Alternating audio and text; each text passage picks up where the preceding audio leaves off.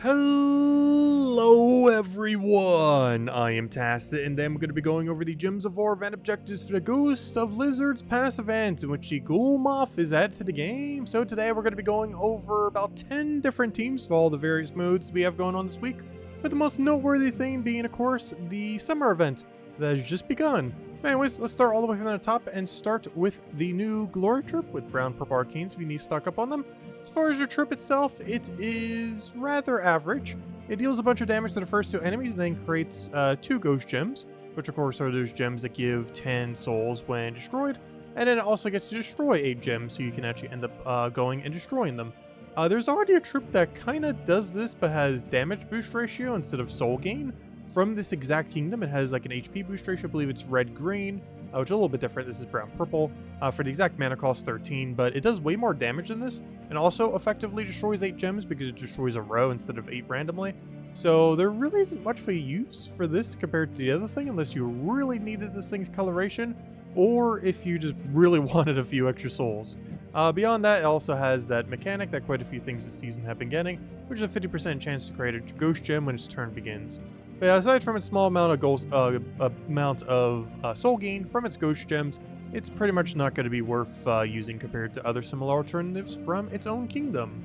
Anyways, with that being said, as far as the event key drop table is concerned from good old Pride Lands, there's not too much here. As far as what is not in drop table, this includes the 4 faction troops from Idraji's palace, the current invasion troop from this week, the Shadow Whisker, which is only from the invasion shop this week, the tarot card of the Death Tarot, which is in the Vault Key drop table. If you got a bunch of Vault Keys last weekend, you can go and open Vault Keys, and that is one of the things that is eventually in there. And everything else here is in drop table. With that being said, I believe this is the first, maybe second time that a Ravatar has been in event key drop table since he was first released. He's the most likely one to be missing if you're missing one, as he's the oldest of all these mythics. Beyond that, as far as the most useful one, though it is a 1 in 4 chance, when you get a mythic from the event key drop table, is definitely Ubistet. Has really good synergy with a weapon from this kingdom of Rope Dart. Where are you? Rope Dart. It's in here somewhere. There it is, Rope Dart. It eliminates all armor from an enemy and then does some damage to them, which is really relevant because Ubistet then does a double hit, and if it ends up killing something, it'll end up killing the other thing that it hit. So you just rope dart something, use Ubistet, you get a double kill. You rope dart something again, use Ubistet, you get another double kill, and then you win. So that's basically the premise there, and it's pretty good weapon synergy. Oddly enough, not as good as a troop synergy within its own kingdom, but definitely really good weapon synergy within its own kingdom, which of course can be used for things like the invasion event. I mean, not the invasion event, I mean the Underspire event and similar related things this week. Beyond that, I would say it's a pretty skippable event key drop table though. However, one pretty interesting thing that these 2 new troops do allow is it is now possible to 30-star the Pride Lands without having a fully traded bandit. So bandit is one of a few troops within the entire game that is actually stronger by not being fully traded. This is because various hero classes can summon it at a 35% chance whenever an ally ends up dying, and you basically get a meat shield there. However, that hero class itself, any of them that have that tree, has the stealthy ability, so you ideally actually want to not have stealthy on your bandit, as if your hero has stealthy and the bandit doesn't have stealthy, that means the bandit that gets summoned will have to be targeted and your hero will have to not be targeted. So this allows your hero to survive a little bit longer. It's not too big a deal if you do eventually trade it. However, there's currently no way in the current state of the game to ever be able to unstealthy him. There was one time when he ended up getting nerfed a while back, which is why we actually have him gold elite leveled here. However, in the current state of the game, if you do have them fully traded, you can't undo it. However, it's not too big a deal. It just makes that one synergy on hero just slightly weaker, but still pretty strong nonetheless. Anyways, but yeah, overall, long story short, pretty much skip event key drop table unless you're looking to 30-star your Pride Lands, which we can do now pretty easily. Just blocked on those good old deed books as per usual, as with pretty much every kingdom these days. What's new? Anyways. So we got ourselves, actually before I go into invasion event, let's go peek over to the new summer event. So we have this going on for the next 2 weeks, and honestly, we don't get too bad of an option from it. So as far as the game mode itself, pretty straightforward. You have to use a pure red team. You keep doing battles, keep going further into the battles, keep taking the upgrade every single time that makes them stronger, unless you're earlier on in the game and you end up hitting a wall. You can use your gold thingy whenever you get this static amount of extra points from it, so it doesn't matter if you use it earlier or later on. You should be buying one extra tier every single day. This will end up giving you enough to get all rewards. You have to buy it twice on one day, as in that 50 and then 100 once, if you're looking to get one of all the better rewards. One of all the better rewards includes summer armor, if you don't already have it from last year, the Umber Claw, 6 copies of the pet, 5 to get it max initially, and 1 for the gold version, and then the Orb of Power. It'll cost you only 50 of each if you already have the armor, and even less if you don't want to get the Power Orb and just want to go for the actual unique things. I would say priority order is pet is the highest priority, mostly because the golden versions of all of them have never actually returned. So if you like having a few more cosmetic pets and don't want to have to buy them later for money or anything else that they end up doing them for, then it's best just to go and get it. It is just purely cosmetic, but still, you can have a golden sandcastle. But yeah, I would say that's highest priority. If nothing else helps upgrade the pet. Second, I would say, is probably the summer armor, as it only rotates once a year. And then third priority would be the Umber Claw. Well, it is pretty decent. This will be in drop table in a couple months from now. So if you go and open for like the September, or definitely by the time the October mythic comes around, you're going to get this guy automatically for free down the line. You're basically just getting early access to it now if you end up going for it. However, it is actually not that bad. It'll probably find its way into Nexus teams more so than anything, oddly enough. While it can be yours for Elemental and Urskea as well, it is probably strongest underneath the category of Nexus, as Nexus still has pretty low number of options. This troop actually allows Nexus to reach 20 stars, oddly enough, as well. So still doesn't have too many options, and this is actually a pretty decent one as far as Nexus is concerned. Ends up exploding a row, which is very similar to something else underneath the Urskea restriction, or Urska restriction, I should say, which is King Mikhail, which is a brown-yellow that's for 17 mana, that also explodes a row. However, instead of doing damage, physical damage to all enemies, this instead deals a bunch of true damage to the first 2 enemies. So it has a true damage poke to 2 instead of a full AoE of physical damage. And is also boosted by Elemental Star, which synergizes pretty well with Nexus, in the fact that there are multiple things that can create Elemental Stars within that kingdom, so you're more likely to have the Elemental Star mechanic. Otherwise, you can also just use the wand weapon in order to create more Elemental Stars, which ends up having synergy there as well. So overall, it's not bad. It's not amazing, but it'll find its way into some niche teams. It's not something you're going to be putting onto your team when you're allowed to use anything, but under various restrictions will definitely find its way into teams, so has that going for it. One other thing that's pretty interesting, though it can be hard countered by the fact of if purple is ever denied from the board, it does get to convert a purple gem into an elemental star when its turn begins. This naturally should have a chance to end up converting into something, as purple, of course, is the other side of the star. So a elemental star counts as brown, red, blue, and green. And of course, none of those colors are purple, so it'll automatically be adjacent to stuff that isn't those colors, or is those colors, since it is purple and will only match with purples, of course. And this will make it a little bit more likely that you could end up getting from this, or it'll be next to something like a 4 times or something similar. And of course, this does stack, so if you have 2 of them on a team, 3 of them on a team, which you get 3 of them just from buying it once anyways, 3 copies of it, so you'll automatically have 3 just from getting it once. So be interesting to see how this pans out. It's going to be hard countered by purple denial, but 2 of them, 3 of them on any of these kind of restrictions where you don't have better options could definitely find its way into a team. So overall, not too bad. One of the better ones we've gotten from one of these events in a pretty long time. But yeah, pretty decent. Anyways, that's a rundown on that mode. Definitely make sure to do it. Use Pure Red team. We'll be going over them in a moment once we go over all the teams. Before I skip it, which I almost just did, invasion event this week. It is, of course, used in new troop, has 2 times magic, 2 times score. It is only available from the shop. You ideally want to buy at least tier 3. Tier 2 will give you 1 copy. Tier 4 will allow you to run multiple copies of it if you make sure not to ascend it. But tier 3 is pretty much a sweet spot for it, as it allows you to get 1 copy of the troop, as well as the new weapon. New weapon, not bad. You're definitely going to be using it if you lack better weapons from the kingdom and you don't want to end up crafting any from Soulforge this week. Ends up exploding a bunch of red gems, it grants a random status effect to all Rashka allies, and then summons a Raksha troop. So overall, not too bad. As far as the restrictions here, it's just basically pure Rashka. So as long as you're using a pure Rashka team, you'll be good to go. This does benefit quite a bit from running the Sunspear hero class as well. You actually end up gaining a very high amount of attacks. It's worth considering for quite a few things this week, as you gain almost pure attack value from setting a pure Pridelands, pure Rashka team. So, or particularly just a pure Pridelands team. Pure Rashka helps a little bit too, but the amount of attack you get from pure Pridelands these days is so absurdly high. Right here, just from this alone, not even counting Rashka, we're up to 66. This is from having the maximum number of bonus, though, from having the kingdom and everything else, but still in the pet max. but still 66 is quite substantial. That's pretty much doubling your attack in a lot of situations. Depends what your base attack is, of course. But that could, in theory, be almost doubling your attack value, which is a lot of extra attack value, to say the least. But yeah, overall, plays it similarly. You just use the invasion troop to absolutely obliterate everything, and it has 20% extra stats this week, make it even tankier. You could also end up buffing it with some of the other things from this kingdom. For example, we have, where'd it go? That one green-purple guy. Use him on the cheaper team.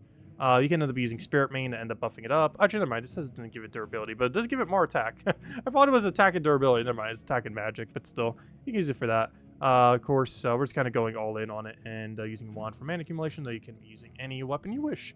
Anyways, aside from that, as far as other various game modes we have going on throughout this week, this Tuesday we have ourselves the Idraji's Palace, which is a red purple restriction. Wednesday we have the Rakshka allies, so not the kingdom one, but the one for the Rakshka typing for all those cats. Thursday we have ourselves the class event for Sunspear. Sunspear is going to be really useful for a lot of various events this week, most notably the invasion event and Underspire. It has Perpetual Redstorm, which is pretty nice, ends up entangling and freezing on first turn, so it has those kind of things going for it.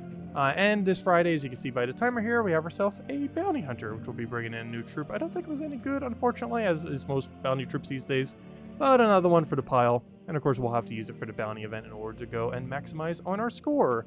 As far as soulforge is concerned, there's a few okay options in both the troop section and the weapon section. The most noteworthy one probably to mention for troops is the... where'd it go? It was right over here. I know it was here earlier. Megavore. Megavore is pretty good under the monster and or merfolk category. I can see Blackhawk too, but more so these two. Most noteworthy thing it has is impervious into an instant kill. For a couple months before Iron Gut existed, it was the best insta-kill option in the entire game. Then Iron Gut existed and basically replaced it in every situation ever. However, in restrictions where you can't use Iron Hawk, it is pretty decent still. It is very luck-based, but when it works very well. It has 8% chance to instantly kill the last enemy every time you take an extra turn, and this does stack, so if you have multiple of them, you do have multiple 8% chances. However, even if you're not using it at all for impervious or any of its traits here, you can use it entirely for its ability. It is still the only troop in the entire game that can eliminate all armor in a single cast. The closest equivalent is available in Soulforge as well this week, the Rope Dart, which has extra turn in the armor tier, and while it doesn't do all of them at once, if you have a good mana loop to go with it, it can just extra turn into an armor tier, into an armor tier, into armor tier, into armor tier, effectively doing what Megavore does. It just takes 4 casts instead of 1. But yeah, the only big issue with this is it does guarantee end its turn, but it's still the only way in the entire game in one singular cast to eliminate all armor in the opposing team. It also has a pretty substantial amount of true damage for a single target, though compared to Takshaka these days, not so much, but it's still pretty solid. Though not as much for 0 extra turn potential. If you compare it to that, it's definitely way worse of a true damager, but you're mostly use this to eliminate all armor and then use a physical damage on your team.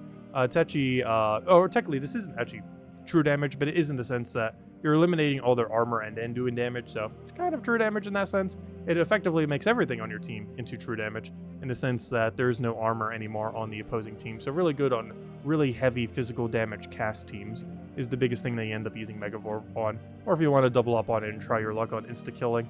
Anyways, aside from that, as far as weapons are concerned, there's pretty much only one you would want to get unless you're just looking to pick something up for the current event week, and that is wherever on Earth Rope Dart is in all of this mess. There it is, Rope Dart. So yes, do not leave this week without Rope Dart. If there's any one thing to get in Soulforge, it's definitely Rope Dart. So this thing is very insane. I generally refer to it as probably the highest win rate weapon in the entire game, and I still feel like that. Obviously, there's things like wands and stuff, but it gets so overused, I feel like its win rate would be a little bit lower. This thing under player control is really, really good for just controlling the battle.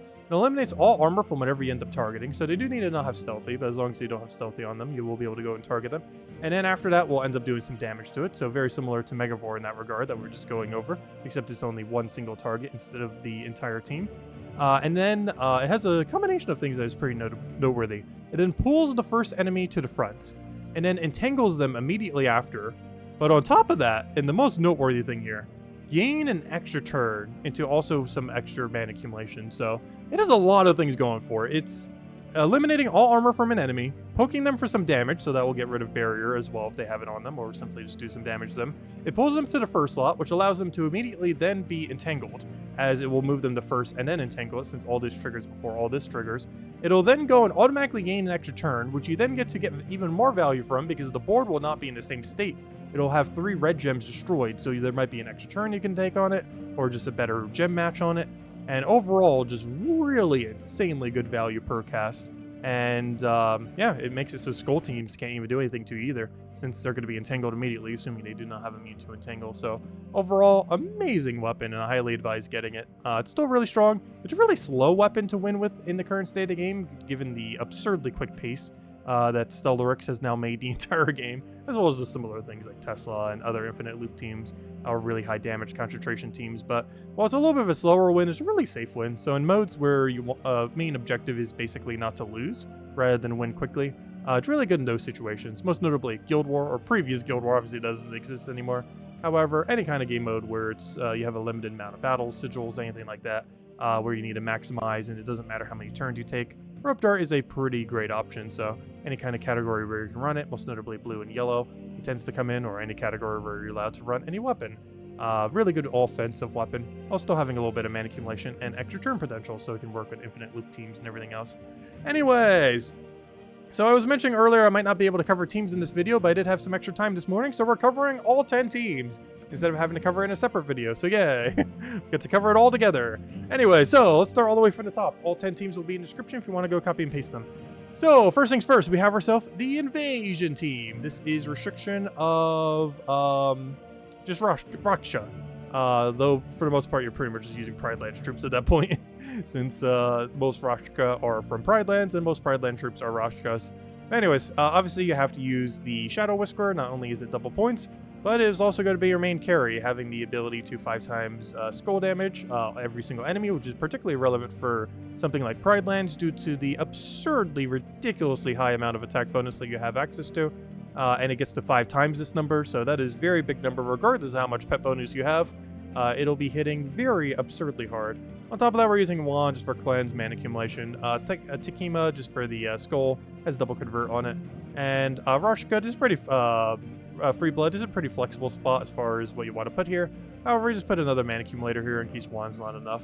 Of course, you can double up on Shadow Whisker if you want to buy an extra tier. I just haven't yet, but I might a little bit later in the week if I feel like it, just to run through the event a little bit quicker, as it will be a lot easier with double Shadow Whisker than it will be with pretty much any other combination. So definitely worth considering if you're struggling a bit with the invasion battles. With that being said, for the lower rarity one, we have resummoning of the new weapon, so you don't even need to go out of your way to get a weapon. If you spawn to tier 3, you have both the Shadow Whisker and the weapon already good to go. And then from that, we just use an ultra rare of the Rashka Free Blood, really good just overall mana accumulator. He does scale based on gold, so we will do a little bit less mana accumulation early on, but by the end of it, he'll be exploding 10 gems, so pretty decent there by that point. And Spirit Main, we're just doing this for even more attack value. In case your Shadow Whisker doesn't feel like it has enough attack, you can buff it even more. Or go for something a little bit safer, but it does have a little bit of Fire Link as well, giving that a little bit extra mana that it needs to get up nice and quickly, and just keep spamming the ability until they all die. Next, we have ourselves the Draja's Palace faction, which is a red-purple restriction, though of course, as per usual, you are still allowed to use any colored weapon in this restriction. So for this, we're using our Skier Shield into a Tesla team, just going all on Tesla, Marilith for mana accumulation, Leprechaun to get things going, and just keep spamming Tesla until you win. Unfortunately, we don't have the 50% mana start to her, but just having double mana accumulation works perfectly fine as well. For the higher rarity team, we have a nice and balanced team of Takshaka feeding into Vinoxia. We're just using Wand here because why not? Just kind of covers all the curse you need, all the bless you need, just kind of covers any holes that you have in anything, and just kind of gets the mana going initially after you go get the Takshakas into it. And Vinoxia does a bunch of true damage, Takshakas do a bunch of true damage, just keep doing that until you won the entire battle. For the Pure Faction team, we're running pretty much one of everything, minus whatever one isn't here, I forget what it was called. But basically we're using this guy because he gains a bunch of attack and life, so he'll be our tank. Next we have ourselves the mana accumulator for the place, creates a bunch of red and purple. It can miss and be kind of annoying, but assuming it doesn't miss, it's half decent for mana accumulation. Then we have a Draja itself, ends up dealing a bunch of damage boosted by red and purple gems, and then also to 4 random enemies. So it's basically just going to be your main damage source, keep spamming him until you win. It also has Curse Burn, so you'll be able to go and pretty much guarantee burn every single thing on the opposing team, as the curse does apply before the burn, so if they do have Impervious, you will still end up getting it on them. And which also gives you boost ratio. They end up needing, who was it? I think it was him. Someone on this team boost ratios from that. But anyways, Sunspear class. For this, of course, just as per usual, any class event, just AoE it down. In this case, we're just feeding a bunch of blue into our Dawnbringer, and Shadowhunter can also poke them if you really want to. Next, we have ourselves the Underspire teams. As far as Underspire is concerned, this is anything within the entirety of the kingdom of Pridelands. Though, similarly to everything else with this week, you're pretty much still probably going to be keeping it a pure Rushka team, as this place is like 80% Rushka to begin with. So, and also the amount of bonuses that you get is quite substantial. But anyways, although I guess the amount of Rushka bonus you get is pretty minuscule though, but the 4 times Pridelands teams definitely adds up. Especially, it's one of the reasons why you want to be using Sunspear a lot this week. Aside from it having 20% extra stats this week, the sheer amount of attack is just absurd. So, really useful. And Ruptar, of course, tears them apart, moves them to the first slot. You can go hit them pretty heavily with skulls. Anyways, that's not what we're doing in this team. This is a pretty standard Ruptar Ubistet team, just with a little bit of a worse setup since we do have to use pure Pridelands and not actual real mana accumulators. But anyways, we're running Ubistet. First, we run Ruptar to kill something. We then use your Ubistet, which allows you to double kill because this tears all of the armor, brings them into kill range. Then you Ubistet them, get your double kill because that target will die, but then hits the other target for insta kill. And you just rinse and repeat. Do Rushka to get your mana accumulation. Sagima is mostly just here if you want to go down a little bit of skull spam route, but honestly, it could even be another mana accumulator. You'll be perfectly fine, as your main win condition is Ruptar, Ubistet, win, and everything else is basically just feeding it mana until you do so. The lower rarity, we end up going with pretty much a faction team, except you're allowed to run a weapon. It is like almost, actually not quite. We did throw in the Rushka for a little bit of mana accumulation. He's just pretty much the best mana accumulator from this kingdom. There are a few alternatives, but he's just the best overall. He's a little bit of a slow start, but once he gets going, he's the best. He starts slower than some of them, but once he gets going, he's by far the best mana accumulator that's available in the kingdom, not counting hero weapons. As far as the hero weapon, of course, we're just using the new weapon, so you get this, I would say for free, but it's 210 gems from the event, so pretty accessible. You can easily get that throughout the week, or just throw it if you already have it. Ends up exploding, giving you a bunch of random stats effects to your entire team, as your entire team is Rushka, and then it also summons a backup troop, so even if you end up dying there, you're good to go. And the rest of the team is basically half the faction team. We're just using the tank from the faction team and using the damage source from the faction team, as they're both really low rarity. Well, this is a legendary. It is a faction legendary, so it is always easy to obtain just from throwing Chaos Shards at the Palace Kingdom, or the faction, I should say. Anyways, aside from that, we have our pure color teams to end it out with. So for the higher range, we're going with a double Tesla build. We're just running a Marilef into the good old Golden Cog into double Tesla. Of course, one thing we probably will be running, which I try not to show for these videos because it's just so broken, is Stellarix Triple Talk Shaka. Obviously, you have access to. If you have it, use it. But this is just the reasonable team to be using. A pretty standard Tesla team. It's a little bit weirder under pure red, but it still gets the job done. Marilef just doing Mass Destroy for the team while having Red Link. Golden Cog feeding additional armor, and you can actually scale infinitely with this, so it works pretty good if you get to the later fights and you find you're struggling a bit, as you can just keep scaling your armor up and up and up. And double Tesla for her boost ratio based on armor. Next we have ourselves the low rarity team. For this, we're basically building a standard 4 times giant team in the current state of the game, or at least budget 4 times giant, but it's also budget red. So for this, we're running triple Baldur. He ends up scaling based on how many blue allies you end up having on the team, which ends up being everything except your hero. Hero, we deliberately don't do this because we use Mang. The point of using Mang is you end up gaining attack value based on how much armor you tier. So once you start getting to the higher range, you can end up scaling off of however high their armor is. As their armor goes higher, obviously, as all their stats go higher, their armor will also be going higher. So you'll be able to just go armor tier them, gain a ton of attack, and then just keep spamming Baldur until you win. This team does have a little bit of a mana accumulation issue, but of course you could always offset with a mana accumulator if you really want to, but basically spamming Baldur until we win. You end up getting 2 or 3 Baldurs to full mana, spam them out, and you would already had Mang cast at least once by then, and then that should be enough damage because you should be 1-2-shotting every single thing with skulls by that point, so should be pretty free from there. And of course, the only other thing then is the Bounty Hunter. The Bounty Hunter is pretty much always the same thing as it always is. Either 4 of the Bounty Troop or 3 of the Bounty Troop with 1 damage offset of whatever option you wish to use these days. Stellarix. But, of course, whatever high damage, even just Tesla or whatever else. But, or you could even just run 4 of the Bounty Hunter troops with the new guy, and it goes a little bit slower, but you get the maximum number of points. But of course, just buying extra tiers to get it done quicker is pretty advised these days. It also makes it a little bit easier since you can always just use 1 super hard carry, either Hero, Stellarix, whatever you have, Tesla, and can end up winning from there. Which we can't really show because, of course, we don't have the Bounty Troop until Friday. But anyways, Those are the 10 teams, all which will be in the description below if you want to go and copy paste any of them. If you still have any other questions, feel free to also leave it in the comment section below. Would love to hear any of them. Hope you all have a wonderful, wonderful week, and I will catch you guys later. Goodbye, everyone, and thanks for watching.